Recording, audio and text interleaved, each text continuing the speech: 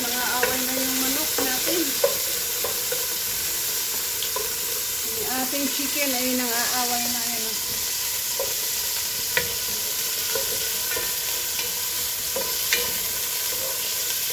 Kunti lang yung sahog natin guys kasi ayoko ng maraming sahog.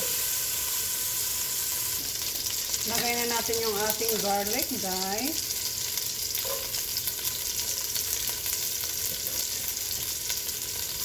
Onion.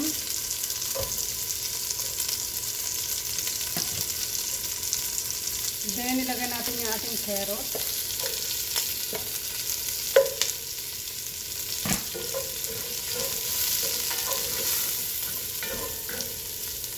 Timplahan natin guys ng paminta,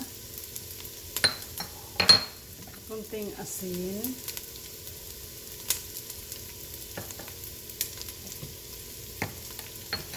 kunting toyo lang po.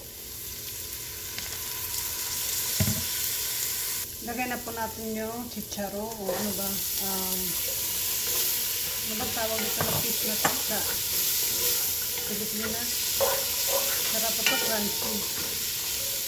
Ngayon guys, haunin na natin guys.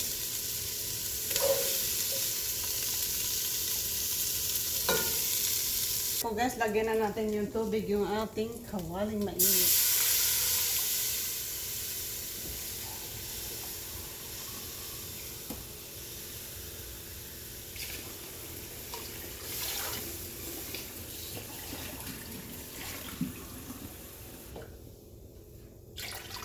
Tama na siguro yun.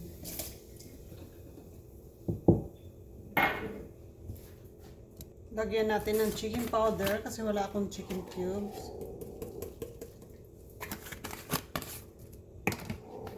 Toyo. Asin konti. And paminta. Then wait natin para mag-boil siya. So yun na guys, kulo na yung ating tubig for pansit. Lagay na natin to. Half yata to or more than half.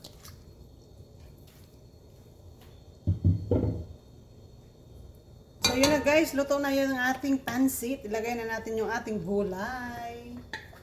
Yung gulay po natin guys is medyo crunchy pa siya.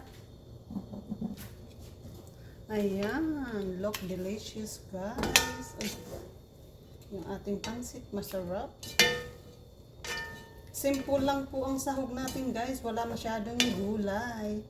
Pero masarap po ito.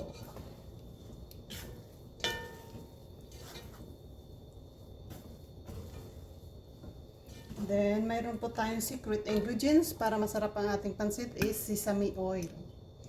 I always put a sesame oil may pansit pag naluto na siya. Aromatic siya guys. Ang bango, ang sarap. Let's eat guys. Ayan na guys yung ating pansit. Ang sarap niya. Ang dami oh. Tinanggal ko na po sa apoy kasi maluluto yung gulay. Yung beans kasi kailangan crunchy siya.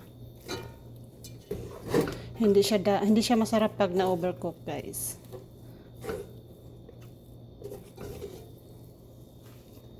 Ayan na po, guys. Kain tayo.